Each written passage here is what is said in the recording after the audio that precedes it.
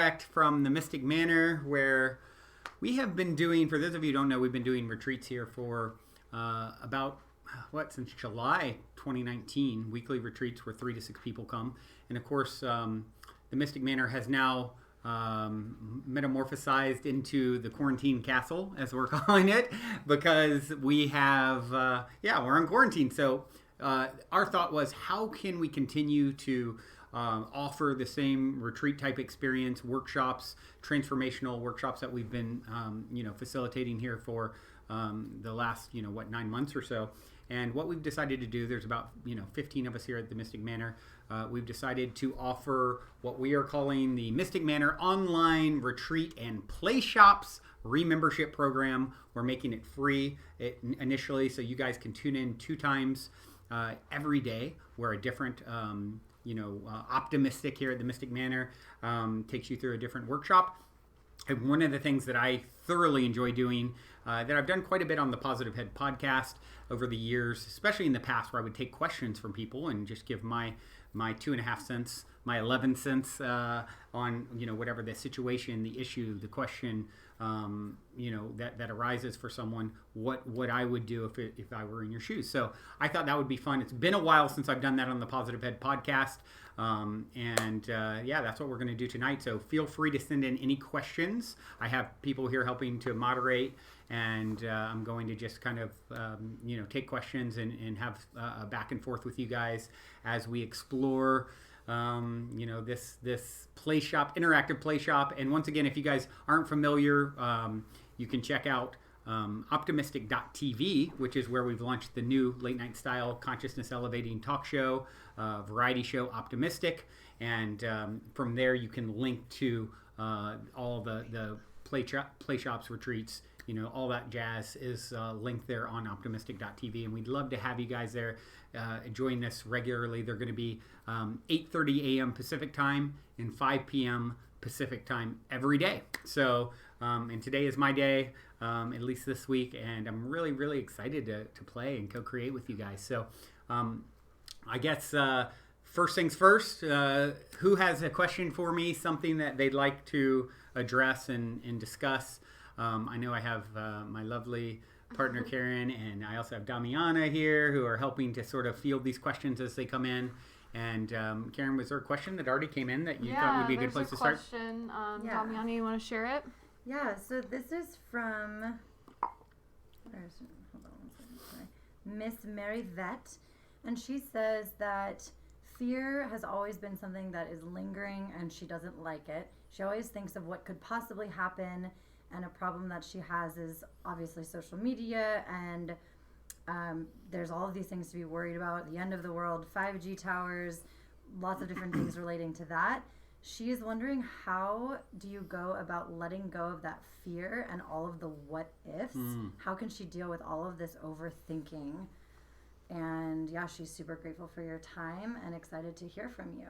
Excellent. And what was her name again? Miss Mary Vet. Miss Mary, what a great question.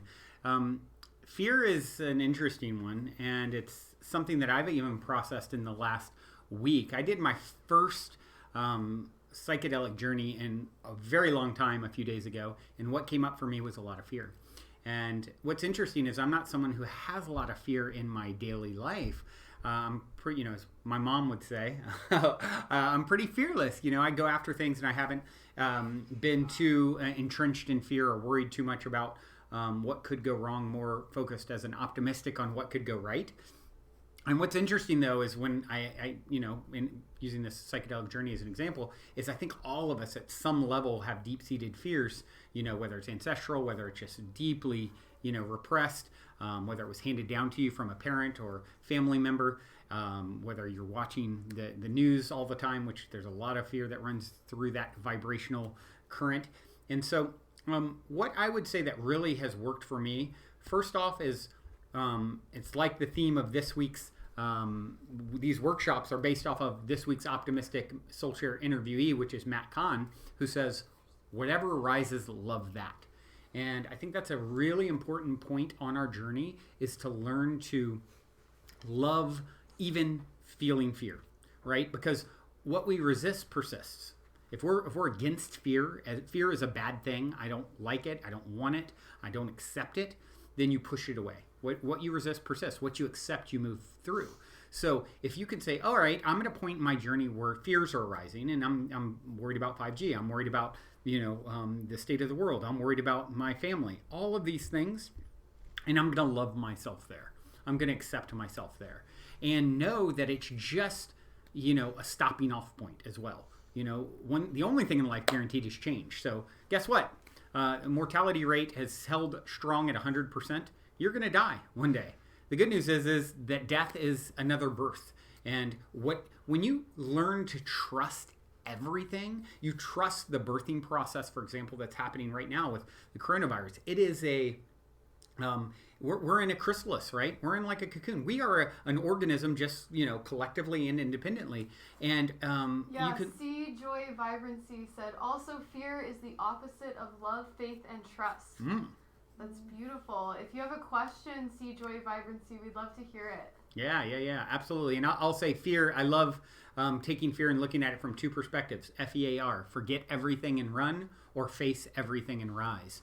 And I think facing your fears is a wonderful way to move through them and transmute them. And just understanding that in the end, you cannot be touched. You are an eternal being that 1 billion Earth years from now will have grown from this point, learned, expanded, and exist. And 1 billion Earth years in the past, same thing. You were existing.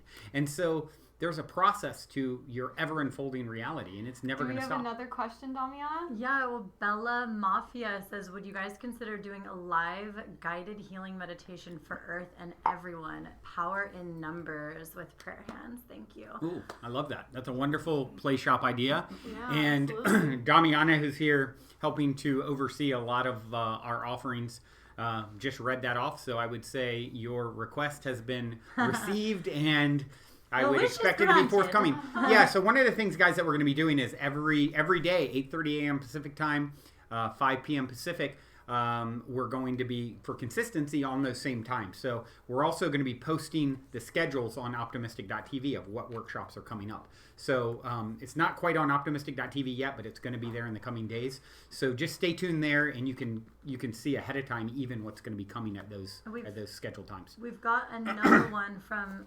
Asira Lecho, and kind of butchering it, but it's a beautiful name. It says, with this global pandemic occurring now, as in the same now, where as a collective consciousness we've been rising, it is not a reflection? ? Is it not a reflection? How does this relate to you? Do you want me to say that again? Read it one more time just to make sure. Okay. With this global pandemic occurring now, as in the same now, where as a collective consciousness we've been rising, is it not a reflection? How does this relate to you? Okay. So what comes up for me when you say that? One of my favorite books is a book by a woman named Rasha, who it's called Oneness. And I view it as the guidebook for ascension. It's channeled material. It's very incredibly informative and powerful. And one of the things that she talks about in that book is as we ascend, there's going to be things that come up that almost seem contrary to what you'd expect from an ascension symptom, if you will. So hold on, if I'm ascending and expanding and becoming more aware and more loving and all these things, why all of a sudden did a disease come up and pop up in my system, or a sickness? And what she talks about in that book is as we ascend and grow, we have these blockages that have been there for lifetimes, encoded in our DNA and ancestral DNA and all these things that now as you've grown and expanded, they come up to the surface to be processed and released and moved through.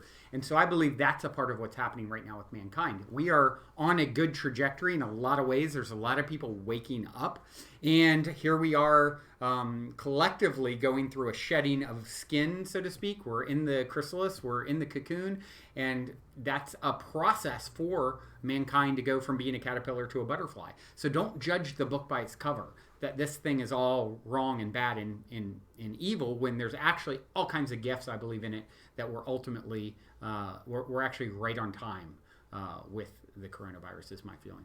Absolutely. See Joy Vibrancy says, yes, more sensitive it brings up. And hi to DJ Randy the Alien, and we have Mary Vet here, who we answered your question earlier, but maybe you can just reiterate because I think it's really relevant. She's asking again about fear. How do you deal with letting go of fear in regards of the end of the world? 5G towers, what the government has planned for us. I got news for you. The world's going to end, 100% guaranteed. So how you get rid of fear is by accepting. Anything you want to move through, wrap your arms around it. I think of my friend Jonah, who years ago told me about his experience he runs a festival called Lucidity. Shout out Lucidity Festival. And I remember it's always stuck with me, his story. He was continually, he always had lucid dreams, right? And he had this dream over and over again of a werewolf coming to him, this werewolf creature coming in his dreams, and it represented his fears, and it would come, charging at him in this very lucid dream state, and he would like run or wake up, I got to get away from this very fearful monster, right? And this happened time and time again. Over years, he had this same recurring dream. And one time, he decided, you know what? I'm going to just stay. I'm not going to run. I'm going to face this fear.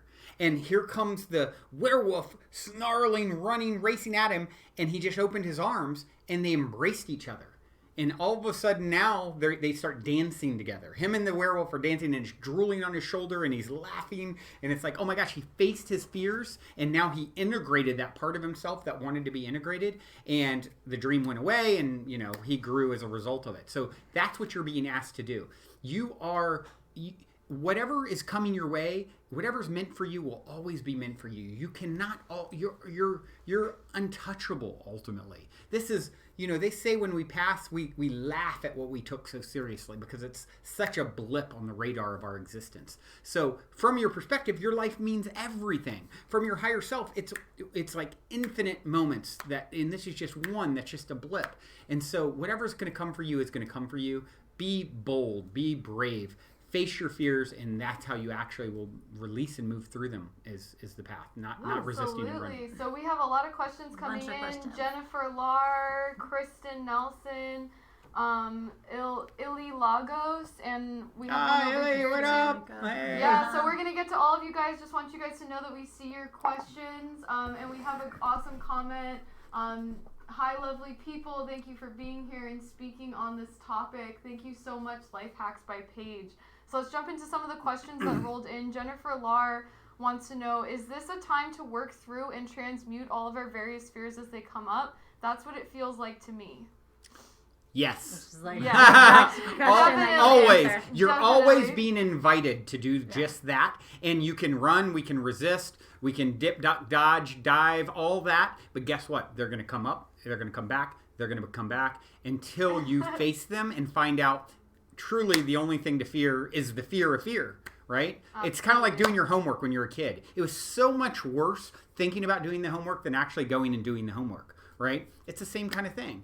The only one hiding in the shadows is you. It's just a part of yourself that wants to be transmuted and integrated and released so that energy, that blocked energy, can be freed up and used for other things. Awesome. And we have Sonia Sophia on here said, hey, Mom, good to hear from you. Hi, Sonia. Love you, Sonia. Happy to see you. All right. Illy Lagos said, she said, feel former elevated. retreat guest here at the Mystic Manor. Awesome. Love you. Elevated awareness to rise. Oneness. Are you familiar with Dolores Cannon and the New Earth? Yes. So my co-host on the Positive Head podcast, if you guys aren't aware of the Positive Head podcast, it's a show I've been doing for 5 years or so, and my co-hostess with the mostest, Dr. Erica Middlemiss, is really, really into Dolores Cannon's work and friends with her daughter, who's also been on the podcast. And she actually has been reading from one of her books recently. So from time to time, we'll just read on the podcast. And I think even in the last week, she's read from one of Dolores Cannon's books. So yeah, I really am a fan. And certainly Erica is my co-host. Awesome. And then Jennifer just replied and said, the more I face them and allow them to exist, the shorter they last. Yes. And we have 2 more questions from Kristen and Ashley that we're going to get to. But Damiana, do you want to read this Kristen one Nelson? from Kristen Nelson. Yeah. Hey, Kristen.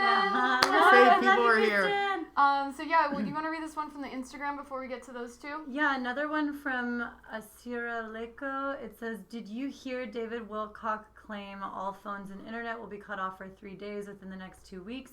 David Wilcock of Ancient Aliens, he claims there's good behind it, which I actually just watched this video yesterday. Did you get a chance to see it? I did not. David Wilcock is a very smart, interesting guy. I've watched quite a few things. I've read parts of some of his books. For me, I don't, where attention goes, energy flows. He gives a lot of energy to the cabal and what's wrong and what's broken and what to be, things that really feed into fear.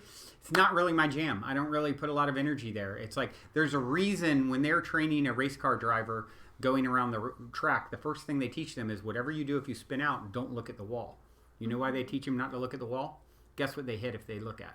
The wall. So you are a creator living in your own private YO universe. Everything is a holographic reality. You're the only one in the room. It's reflecting you back to you. So if I, as in the creator of my own private universe where everything is a prop in my own private movie, if I'm giving a lot of energy and attention to what's wrong behind the curtain, it doesn't mean not acknowledge that something's there. There's a great video though on YouTube that I recommend if you search "We Are From the Future," and it talks about this idea of how a plant creates the miracle of photosynthesis so that the actual photons can get through to the core of the plant, to the nucleus, the center of the plant, to actually survive the journey without dying on the way. Is the plant is just focusing, let there be light, let there be light, let there be light. It's not looking at all the potential realities where that photon gets stopped along the way, right? So us as individuals, as a species, let there be light, let there be light, let there be light. I'm going to focus on the light. I'm going to focus on the light. If there's a bunch of dark things happening, the less I give my energy to them, the less real they become, the less they actually manifest in my private movie. Awesome. Anne-Marie says, hi from Australia. Hey, Hi, Anne-Marie. Hey, all the old retreat guests. Love you Paisley guys. Rose says, truth. Thanks, Brandon. Yes, and another beautiful retreat guest. Yes, there's so many. And then we have another question from Tony, which we're going to get to, but I want to bounce back to Kristen Nelson's question, another former retreat guest. She wants to know, can you tell us more about what happened for you around fear with your last plant medicine experience? Yeah, okay, so I'm happy to share that. So the last 3 times over the last maybe 3 years that I've done ayahuasca or LSD in this case, or mushrooms, I've had an experience. So I used to be quite the psychonaut. I would explore these sort of medicines more liberally in younger years, and not so much in recent years. But every now and then, right? Maybe once or twice a year. But what's happened for me is I have started to have, whereas I used to be like, oh, I'm such a trooper and I can handle whatever, no problem. I'm cool as a cucumber. Now what seems to be happening is the last 3 times where someone even says, oh, this is really not even that potent, it's not going to be much, which is really what I'm seeking. I wasn't looking to go deep. However, I think with what my own theory with what's happening with me, it feels like I'm plugged into a light socket where I'm just like, so much energy is, it's almost like a Kundalini activation or something from what I've heard that described like.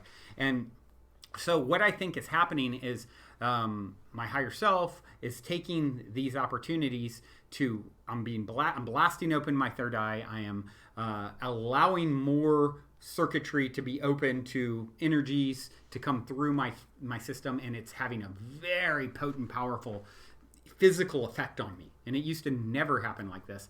And I believe it's because, I have chosen myself to step into a timeline where I play a role helping to wake up an ever-growing number of people. Well, and anyone can do that, by the way. I'm not special. Actually, that's what I try and empower and teach everyone as what I teach best, what I most need to learn. It's, hey, we're all special. We're all capable to step into any role we so desire. We be it to see it, right? That's actually a perfect segue into Ashley Peralto's question. I love what you and the Optimistic Tribe are doing to help guide the ascension. What, in your opinion, can we do individually to help the collective?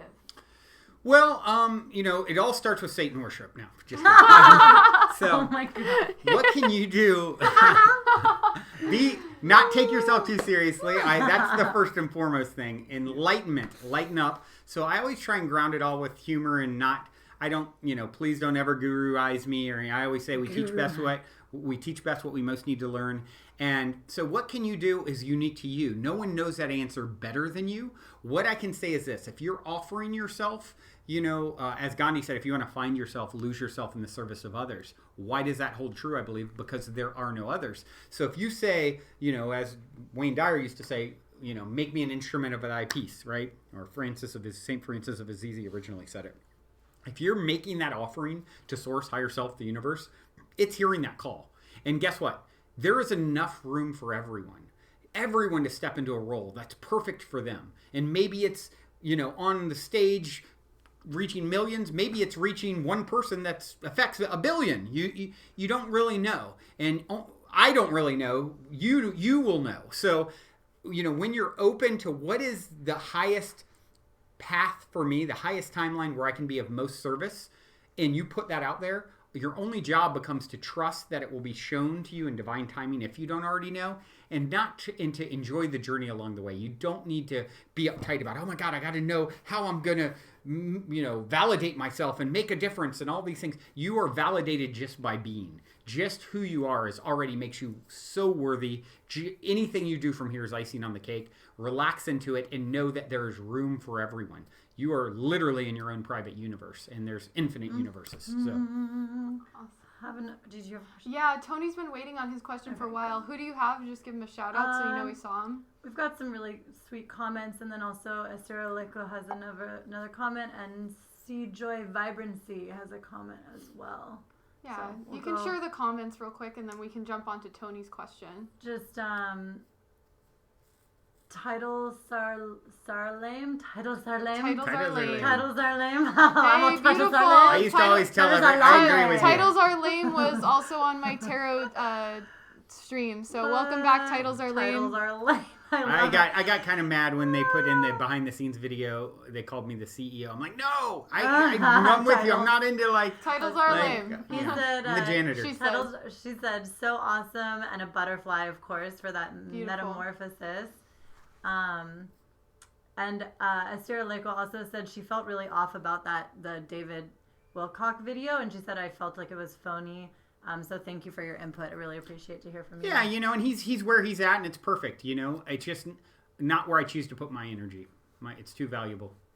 Beautiful. Do you have some more comments to read before we jump into questions? They're questions. So okay, then I also have Elements Embodied said has a question that we'll get to if you hang on. We're going to jump on to Tony's question because he's been waiting for a while. He said, are you familiar with Paramahansa Yogananda and the Self-Realization Fellowship? How do you feel about that and Kriya Yoga? And then Heath Cummings.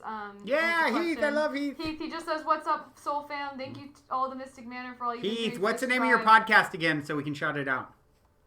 Heath just launched a podcast. Awesome. Heath, share your podcast so we can shout it out. In the meantime, let's answer Tony's question about Yogananda? Yoga and Yogananda. I started reading Autobiography of a Yogi, and I love the stories and what I read up to, I don't know, maybe a third of the way through. I'm not intimately familiar with Kriya Yoga and all. I've been to the Self-Realization Institute once, I think, down in Carlsbad. And I know there's one not far from here in LA, I believe. And so I can't speak to it too intelligently because I haven't deep dived. My son actually would be better to speak to that. Who did this morning's? Yeah, he did this morning's philosophy talk because he's really dove deep. What I have assessed seems pretty interesting, and I haven't come across anything that feels off. And that's the thing. If there's a lot of ego or guru energy in something, to me, you feel it pretty quickly. And I haven't felt that around Yogananda's teachings or the Self-Realization Institute. But, I'm not super qualified to speak to it. Awesome. Cool. And Heath replied, he said his podcast is the Live This Life podcast. The Live This Life podcast. Check that one out, folks. Check it out. Heath is epic. All right. We got Life Hacks by Paige just said, amazing message, Soul Fam. So much gratitude for you. Thank you, Life Hacks by Paige. I'm going to jump back to Elements Embodied. She said, how do we implement more mysticism in our education systems? Such a good question. Well, that's a great question. And it all starts with, everything starts with the self.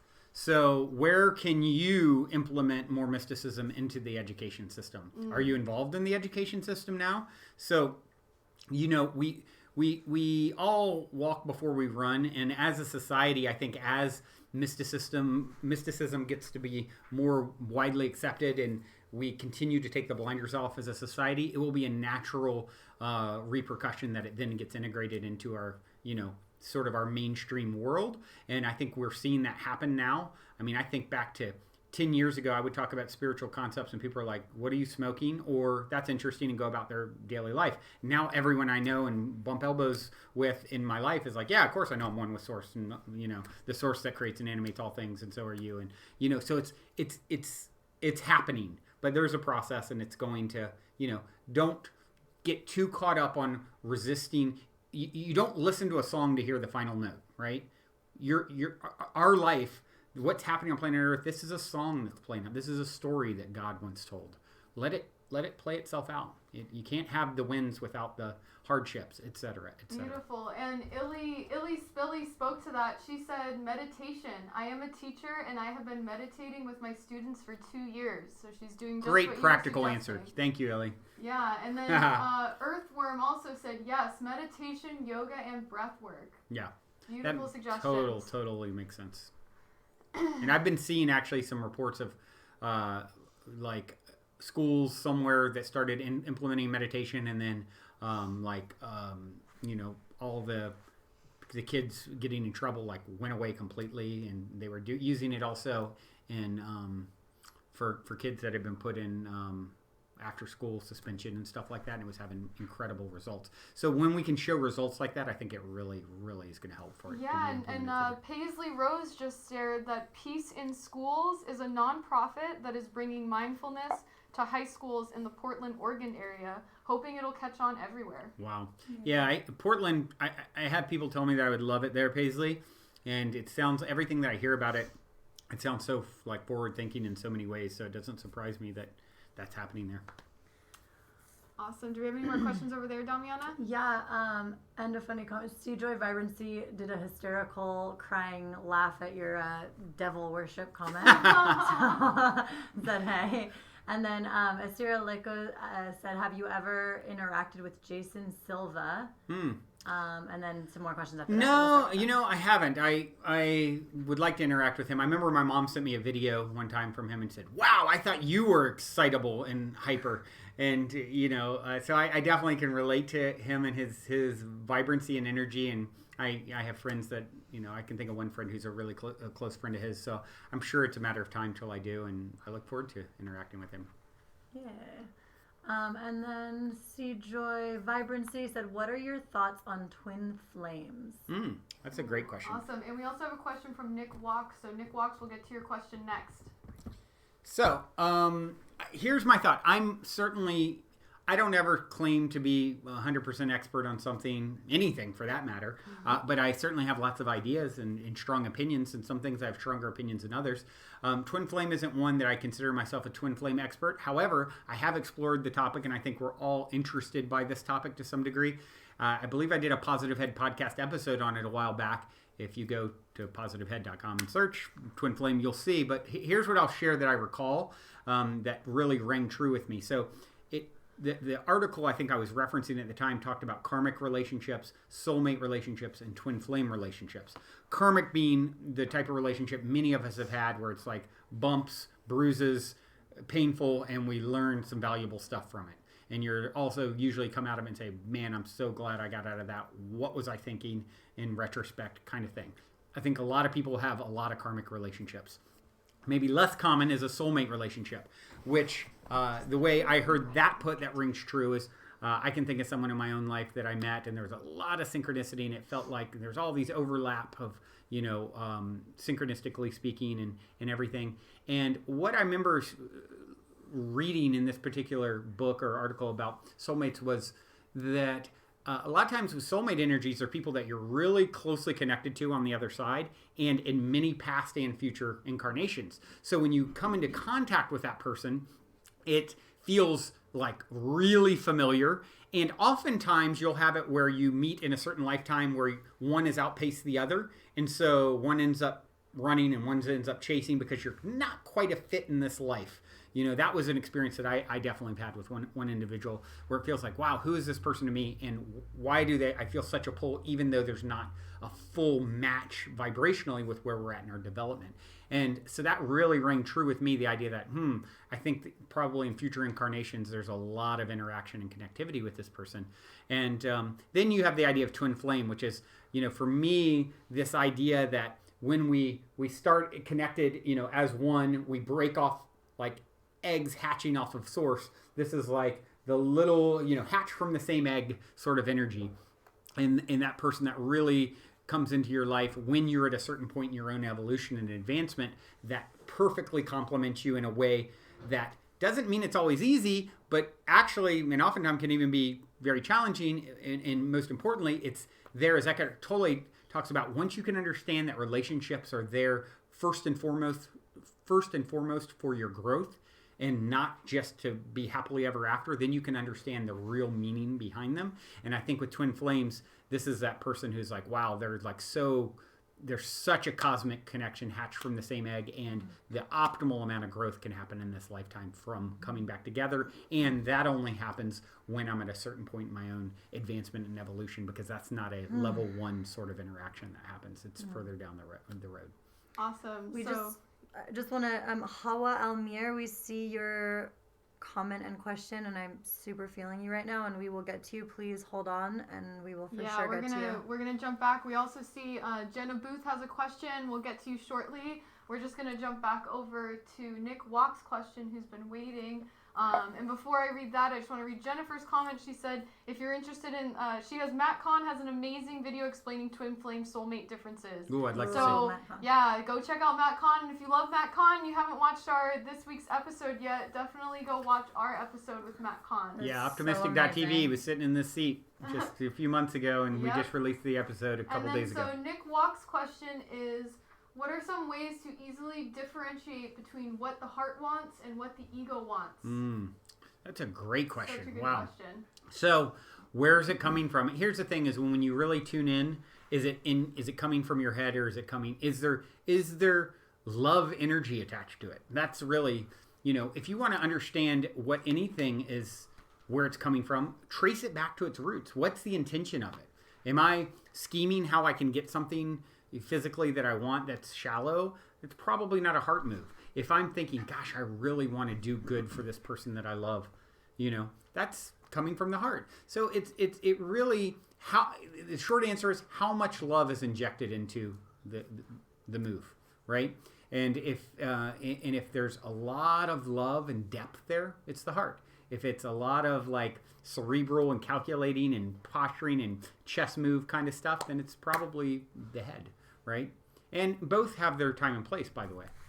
Awesome. So let's get to that question that you had over there, Damiana. Yeah, so Hawa Almir, she says, hi, Brandon. My son is 35 years old and has been sentenced with the death penalty for drug smuggling. Wow. Yikes. He calls me twice a week from jail, and I am supposed to comfort him with my words, but I get so emotional. Can you help me with some comforting words to tell him? Woo! Oh, I know, That's a heavy one. Wow. First off, I'm getting full chills just feeling what you're, feeling into this, and sending so much love and compassion to you and your son. And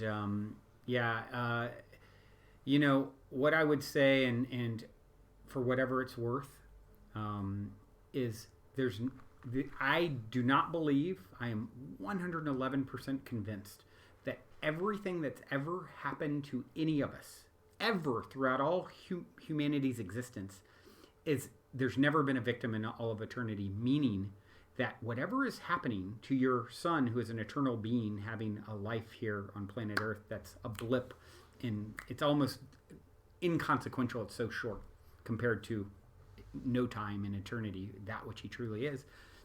I believe any and everyone that's ever had any sort of experience signed up for it.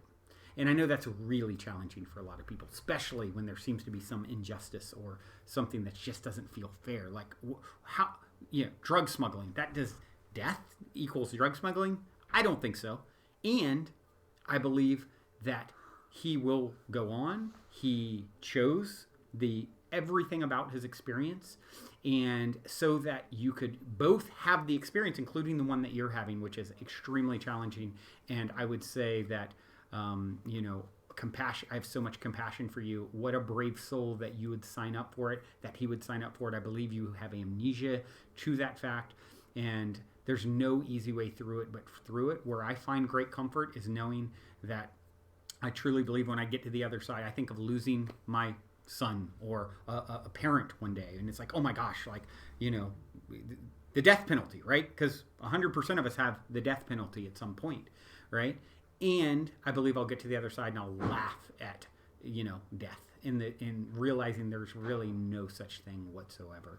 And we just go on. And anything that we go on is all by choice and divine design. And those who sign up for a really challenging path are the bravest souls. And ultimately there is a reward that is received for taking such a path.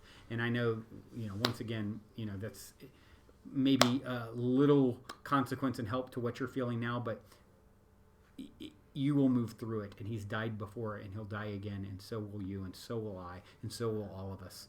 And I think the stronger that you can be for him, and I would offer him even some books. There's a great Conversations with God, book 3, I believe, talks a lot about death and the death process and what happens as we traverse death. And maybe book 4, I think it's 3, but if you do a little research, you can find out which one talks specifically about death, dying, and why, when, where, how, what the experience is like.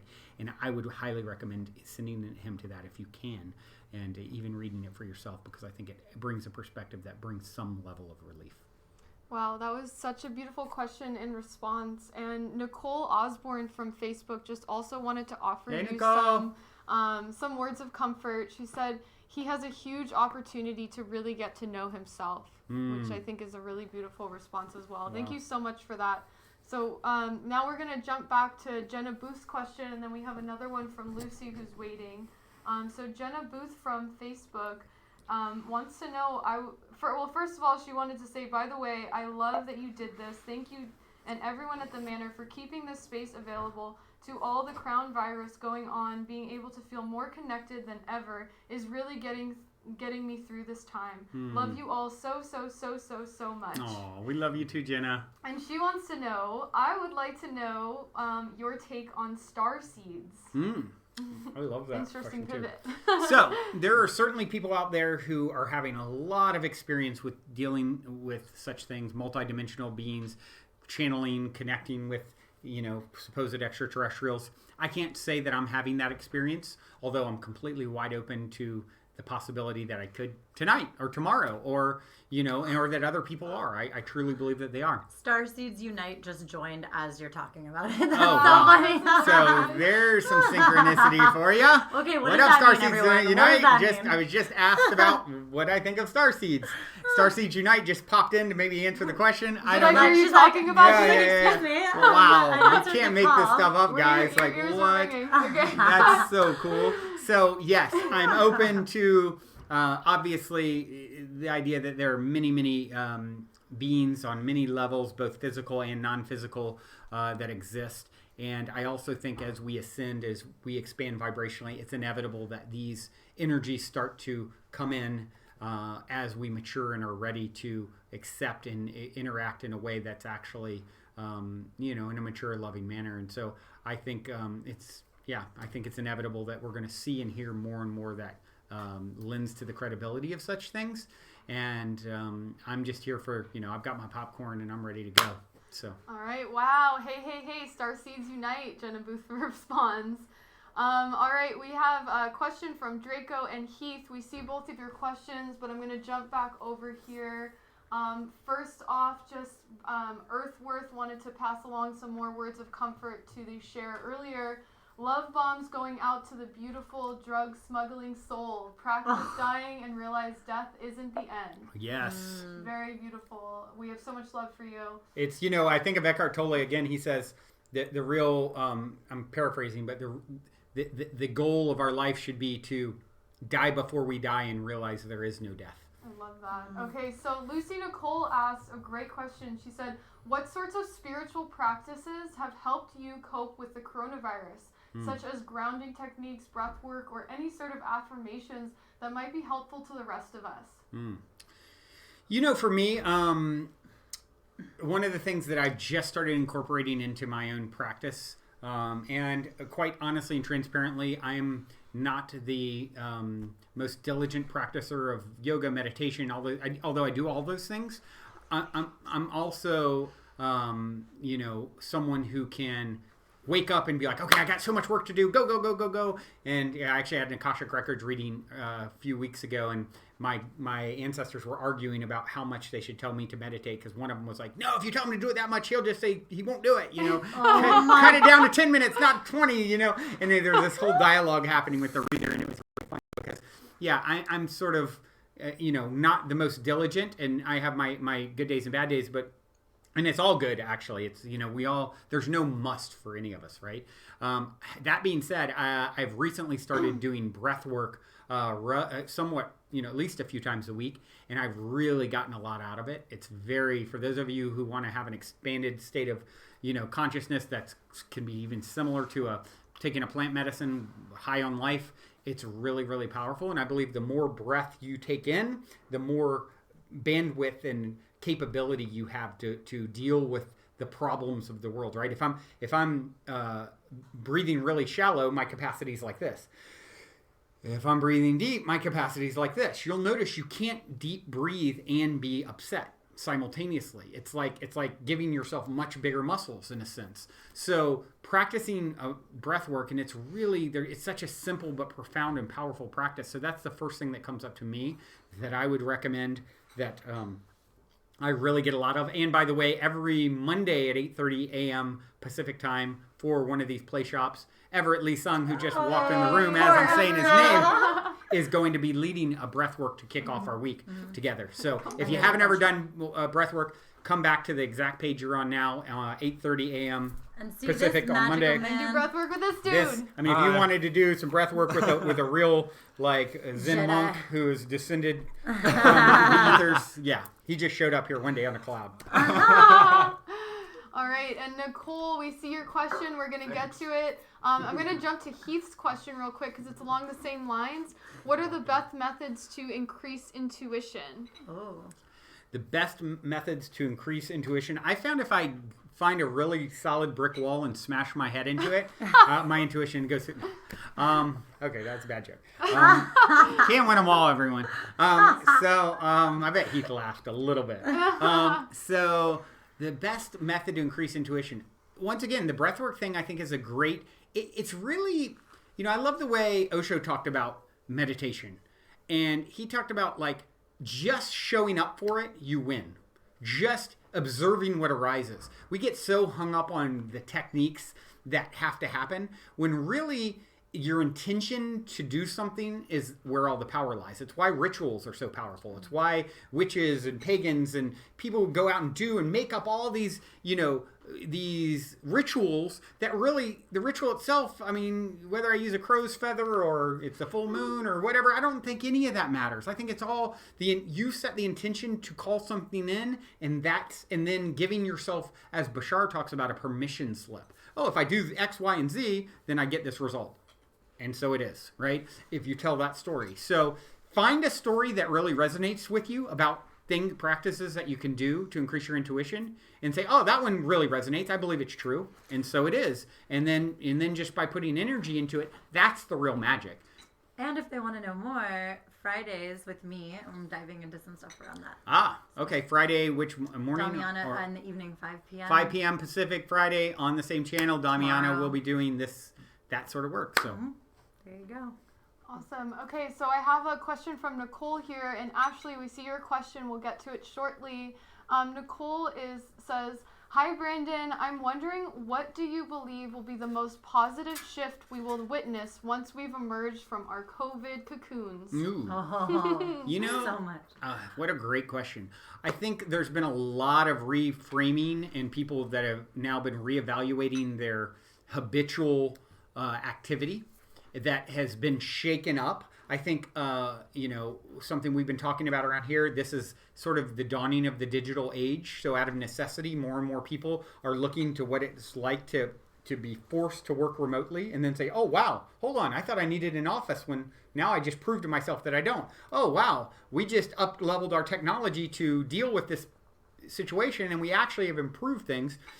So in some ways, it made things more convenient. So I think it's sort of it's a push to dawn the digital age and for us to be able to connect virtually in a way that, allows information and transformation to spread, more readily available, right? And so I think big step for all things digital connection related with this thing. And also breaking maybe habits that we were anchored into that don't really serve us, and we're realizing we didn't need them and we're really just doing them out of habit. And this is something Dr. Joe Dispenza talks about, how if you really want change, you got to start doing things differently. But it's so easy once we've gotten on a hamster wheel of regularity, and once something, sometimes the universe comes in with a disruptive pattern so that you can, whoa, hold on, I just got shaken out of this, and wow, what was I thinking and doing? And we've all had that experience. Even think of a bad relationship where you got knocked out of it finally, and then you look back, weeks later or a month later, and the spell has worn off of what you were, locked into doing, and you're thinking, what was I thinking? There's such a better way. And I think that's going to happen on multiple levels with a lot of people's routines that no longer serve them in the new world that's wanting to be birthed. Awesome. I'm going to read Ashley's question, but Damiana, do you have some people over there? Yeah, we've got some questions and things, so when you're done. We'll just shout them out so they know that we see it and that we'll get to them. Andy's campy. What she said in terms of the breathing, she said makes so much sense. I've barely been able to breathe lately, and I've been neglecting myself spiritually. So the deeper you breathe, the more everything is a reflection and symbolism of your life. Just by expanding your breath, you'll expand your capacity for everything else. All right. Starseeds Unite says yes to Starseeds. Yay. And that was so cool. That was so magical. Someone asked about, do I think Starseeds are real or something, and then at the same moment, Unite someone named Starseeds Unite, then as we're reading the question, joined. Yeah. She's like, they're real. Can I make okay. a 2020 reframe of Starseeds, though? Yeah. Yes. Where we're going from star seeds to now star blossoms. Ooh. Yes. Star seeds are blossoming now. Woo. Now is the time. There you go. Star Blossoms Starseeds Unite. are Join the chat, Star Blossoms. Yes. Happy, healthy hearts. I remember you, sister. She says, who's your favorite retreat guest? Oh, well, that would have to be Jordan. I mean, there's no one else that it could possibly be. I don't know who that is, but it's Jordan. Healthy, happy. I don't know, yeah. And then we've got another question. From Z-Tap, what's the difference between dreams and reality? I think we've got a couple more questions before you. What's the difference between dreams and reality? Yes. Nothing. Yeah. Simple. Okay. And we've got another question from Andy's Campy as well. So when you're Awesome. Okay. Ashley Peralta, and it goes along with Nicole's question, but maybe if you could just put in like a sentence or two, if you were to manifest the best possible outcome of this, what would it look like? Of this? Of this, as in the COVID experience. Ooh. The best possible outcome. Give it in two to three sentences. Wow. Digital age expansion, explosion, reframes and processing of old habits that no longer serve, and appreciation for connectivity.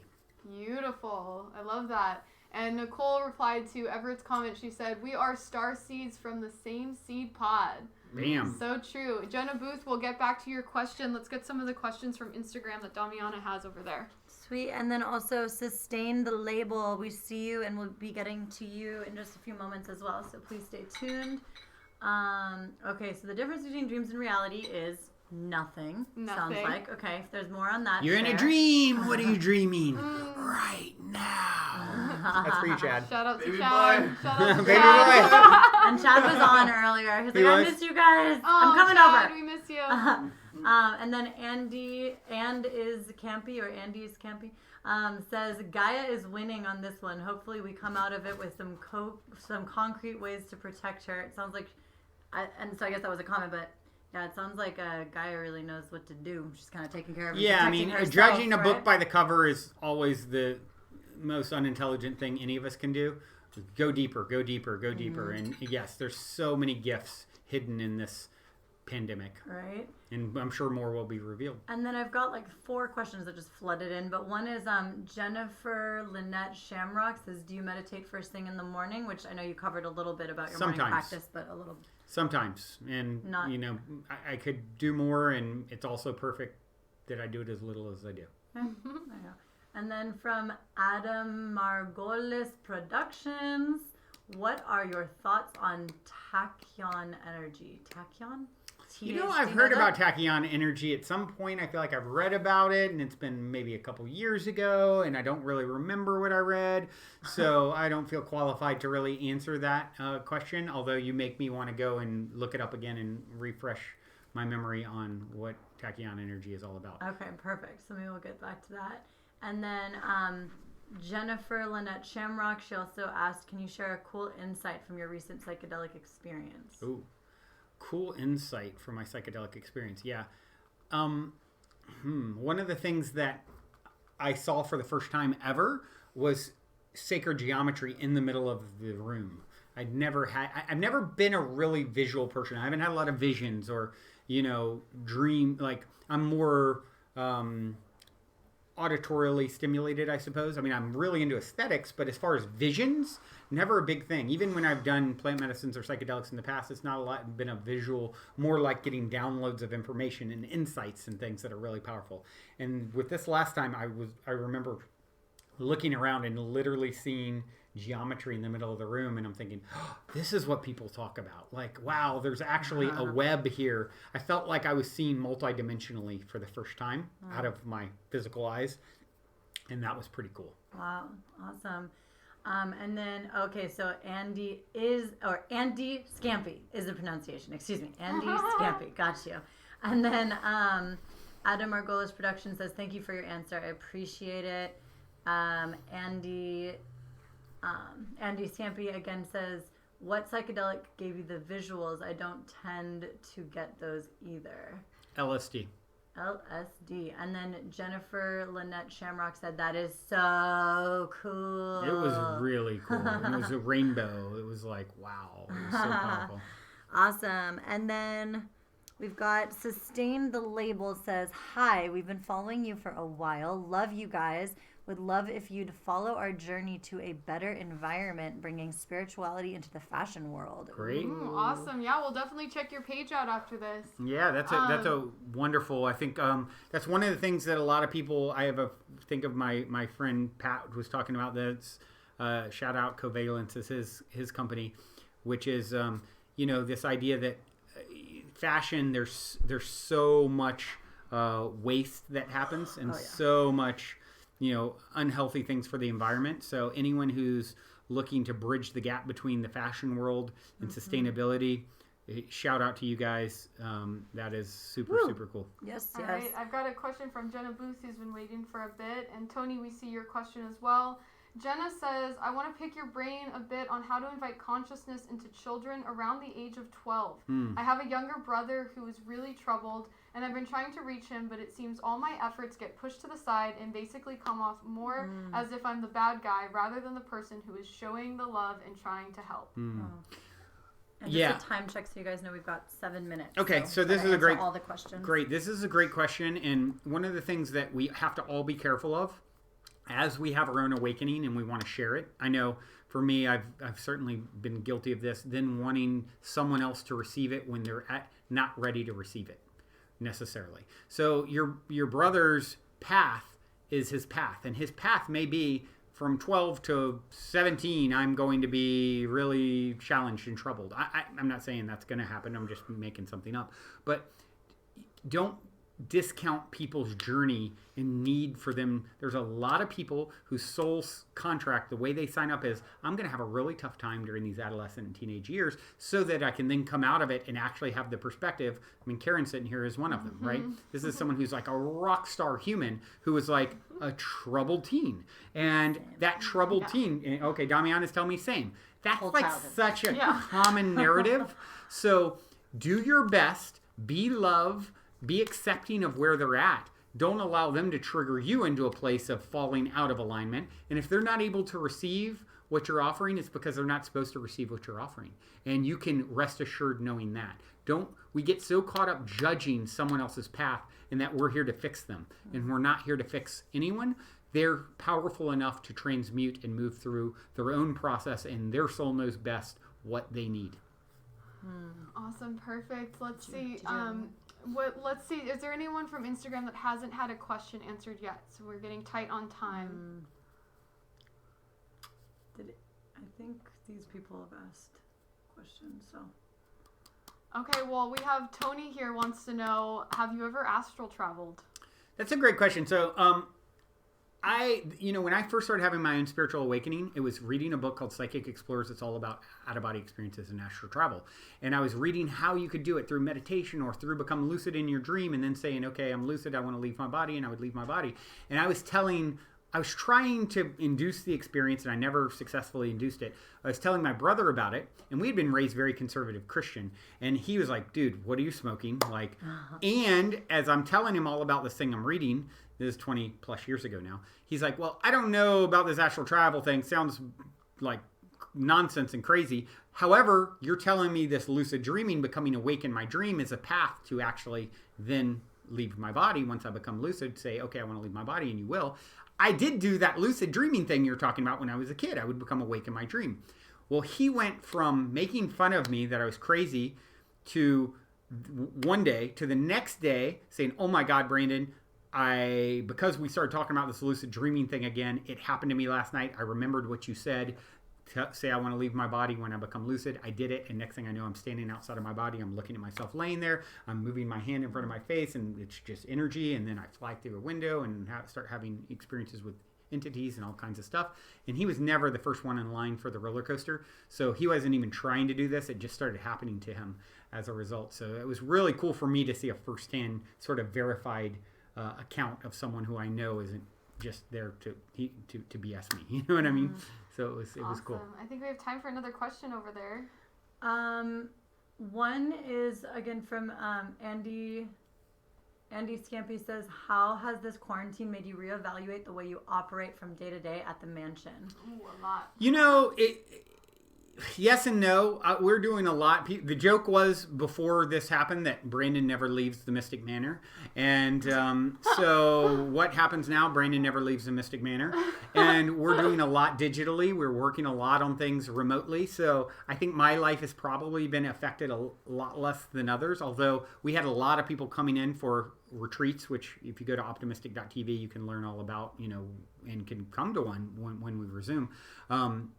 We're out of quarantine, that is. But so it really hasn't changed a ton for me, other than, a new appreciation of my ability to go to the store or to get out when I want and not have to think about, touching something and getting sick or whatever. So I think like all challenging, limiting things, they give us that contrast and perspective we need to have better appreciation to the freedoms we have. And I've definitely gotten some of that out of it. All right. Another question is, so if dreams are the same as reality, if I can fly in my dreams, does that mean I can fly now? You know what I would say to that question? If you really 111% believed you could fly right now, I believe you could fly right now. I think there's a part of you that doesn't fully believe that, even though you're saying it, and we have a collective consensus that that's not possible. And abracadabra, as we believe, as we speak, we create. So I think 1,000 Earth years from now, we may be in light bodies and be flying and zipping all over the place. I think it's all a dream. This is a dream God once had. We know this is a light show. Everything you're seeing. I'm not solid. I'm made of 99.99999% space. The particles that are solid aren't solid at all. They're vibrations of energy. It's a light show. It's all you're seeing. Everything is light. It's a light show. I love it. And then CR3AM Puff says, what is the best way to meditate for beginners? Sit down and be with yourself and know that you're already successful just giving yourself the time to attempt to meditate with any sort of modality that you feel attracted to. Just the act of doing it means you win. Forget about any result or, getting it right. There is no getting it right. There's just the act in committing to doing it, and that is you are well on your way. Beautiful. We've got 27 seconds left before lives cuts off because it's 1 hour. So if you want to do a little Goodbye. Well, okay, with that Shout-out. being said, we've only got 20 seconds. Guys, this has been so much fun. Join us, like I said earlier, at 8:30 a.m. Pacific, 5 p.m. Pacific every day on this channel. Go to optimistic.tv. You can learn more about continuing with this. We have a Facebook group where we're doing interactive stuff. See you there. Love you all. Woo! Yay! These other ones have a little bit longer, but thank you guys.